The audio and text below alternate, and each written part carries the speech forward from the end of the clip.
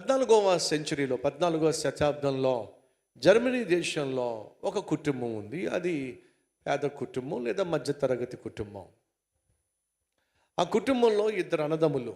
వీళ్ళిద్దరికి ఒక ఆశ ఉంది. ఏమిటంటే వాళ్ళు ఆర్టిస్ట్ కావాలి అని చెప్పి ఆశ. కానీ ఆ తల్లి తండ్రి ఆర్టిస్ట్గా వీళ్ళని కాలేజీలో చదివించేటటువంటి స్తోమత వాళ్ళకి లేదు. అన్నదమ్ములు ఇద్దరు కలిసి కూర్చుని మాట్లాడుకుంటూ ఇద్దరు కలిసి ఒక తీర్మానం తీసుకున్నారు. ఏడో తెలుసా? అన్నయ్య తమ్ముడు కలిసి వాళ్ళిద్దరు కలిసి ఒక తీర్మానం తీసుకుంటున్నారు. ఏంటంటే, రే, నేను 4 సంవత్సరాలు కష్టపడి పనిచేస్తా, నువ్వు 4 సంవత్సరాలు కష్టపడి చదువుకో. 4 సంవత్సరాలు అయిపోయిన తర్వాత నువ్వు కష్టపడి చదివావు కదా, నీకు ఉద్యోగం వస్తుంది కదా, ఆ తర్వాత నేను కష్టపడి చదువులాగున్నా నా ఫీజు కట్టు అని చెప్పానంటే, కాయిన్ తీసుకొని నాణ్యం తీసుకొని టాసేద్దాం.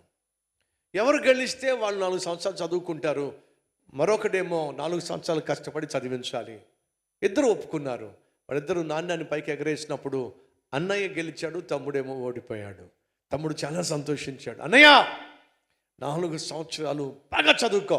ఆ అన్నయ్య తమ్ముడు పంపించిన డబ్బులు తీసుకొని చదువుకుంటూ 4 సంవత్సరాల్లో తను అనుకున్నట్టుగానే అద్భుతమైన నైపుణ్యతను పొందుకొని అద్భుతమైన ఆర్టిస్ట్గా తన కోర్సును ఫినిష్ చేశాడు. కాబట్టి నువ్వు చదువుకున్నావు చాలా అన్నయ్య, నాకు చాలా అంటావేమిట్రా, ఇప్పుడు నువ్వు చదువుకోవాలి అంటున్నప్పుడు ఆ తమ్ముడు అంటున్నాడు, చదువుకోవాలని ఆశ నాకు ఉంది, కానీ నీలాగా నేను కూడా ఆర్టిస్ట్ని కావాలి, పెయింట్లు వేయాలని ఆశ ఉంది, కానీ ఆ బొగ్గు గనుల్లో నేను ఆ బొగ్గులు లేపుతున్నప్పుడు, ఆ మైండ్స్లో ఆ పని చేస్తున్నప్పుడు, అన్నయ్య నా వేళ్ళన్నీ కూడా నలిగిపోయినాయి అన్నయ్య.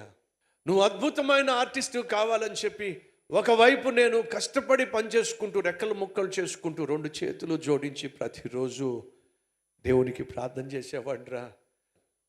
ఆర్టిస్ట్ అయినటువంటి వ్యక్తి పేరు ఆల్బర్ట్ డ్యూరర్, తమ్ముని పేరేమో ఆల్బర్ట్, ALBERT, ఆల్బర్ట్ అని చెప్పంటే ఆ చేతులు అలాగే తమ్ముడు ఉంచాడండి.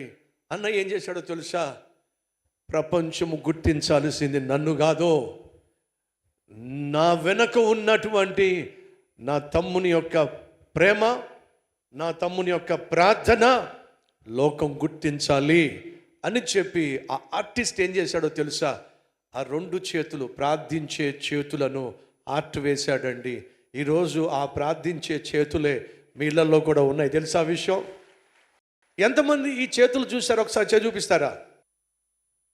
అన్నయ్యకు నాశండు తెలుసా? నన్ను ఆర్టిస్ట్ని చేసింది ఆ చేతులే.